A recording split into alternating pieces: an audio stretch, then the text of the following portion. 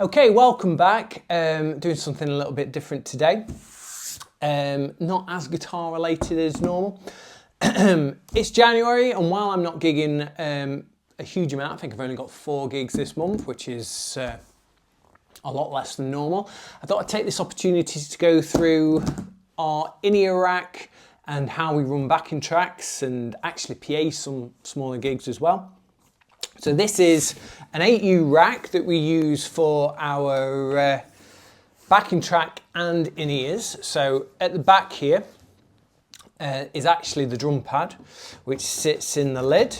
I used to use, and I've put some pictures up previously, I'll do it again, of how I used to use this rack for my TC Electronic rack pedal. I put the pedal in here and have my gain pedals and a bunch of other things in here, and some of what I'd already bought I've repurposed for using for this rack today. But here's the Roland SPD SX, which runs our backing tracks, mainly on these 2 pads here. It runs 2 stereo WAVs, but they're not actually in stereo. It runs dual mono. So one side of the, in here, we've got the same track, same WAV, as I say, dual mono. The click and vocal cues go down into the drummer's mixer, and the drums, and the click and the cues then go also to our actual Behringer mixer for mine and the bass player's ears. And then we also have 2 tracks here, which send separately, the backing track to the drummer and the backing track to the other in-ear mixer, which is housed down here.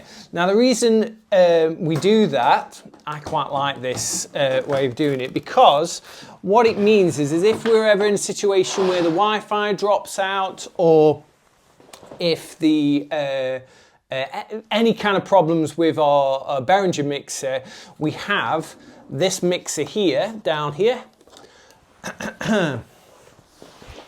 This mixer down here, which is our drummer's mixer, running an ear mix from the Behringer, the click direct from the pad, and the backing track direct from the pad.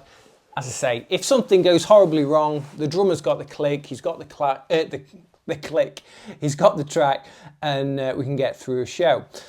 I'll plug it in a second, but here is a 5G router, which seems I can usually get in the back of the room of a pretty a big crowd and access my in-ear mix on my phone.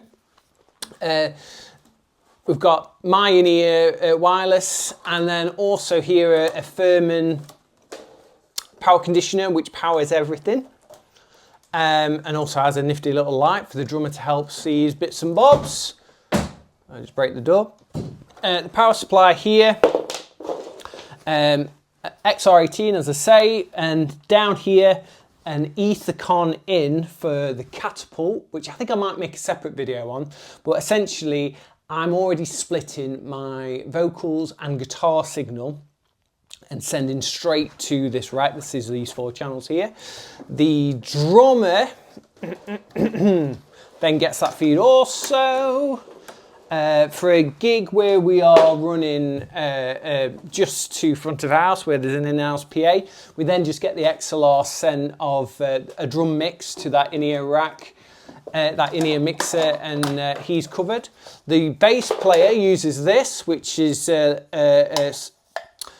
basically comes out of the drum, out of the bass head into here, and then the direct out goes straight to front of house, and the IEM out goes to the Behringer at the back. So I'll plug this in. I just need to plug it into power, and we can start this up.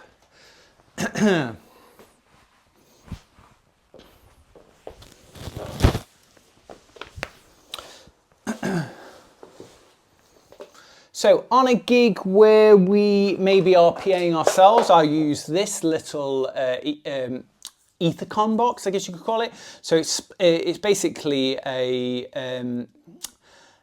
network, what do you call it? Not a loom, but a snake. It's a digital snake. So it allows us to send 4 channels, mine and the singer's vocal, and the guitar left and right, down this Ethicon cable, straight to the ears, and that's all then plugged in there ready. As I said, the bass player is split here, and if it's a gig that we are PAing ourselves, we would just run these 5 or 6 channels for the drums, and then left right out to our active KV2 PA. So the drummer for running track is using, if I put this back a little bit here, it should be able to be seen on that other shot. As I say, in-ears from the Behringer, click and track. We run a intro on most of our sets. These bottom 3 pads kind of starts with one loop into a bigger loop once we get on stage, and then that loop then fades out.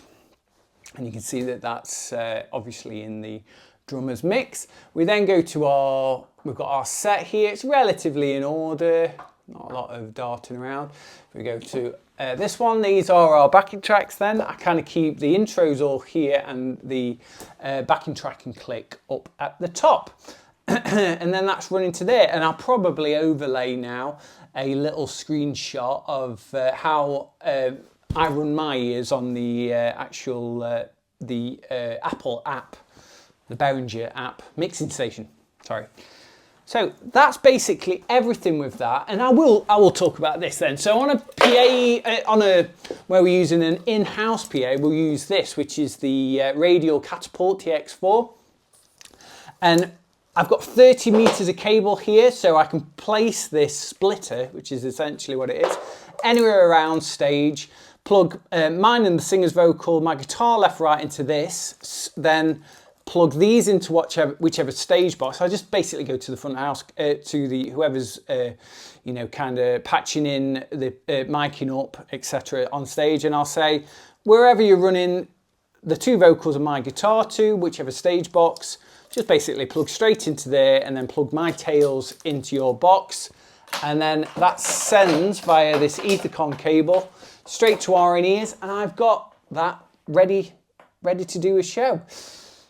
Here's my radio mic. So I think that's about everything really. It is a bit of an antiquated way of running, you know, a big splitter, having our own loom or something, but I quite like this for the form factor and how small it is. It's good for running PA. I've then also, if worst came to worst, I've got a little mixer here that I could run a kick drum and at least a vocal down there if something horrible happened and the Behringer died.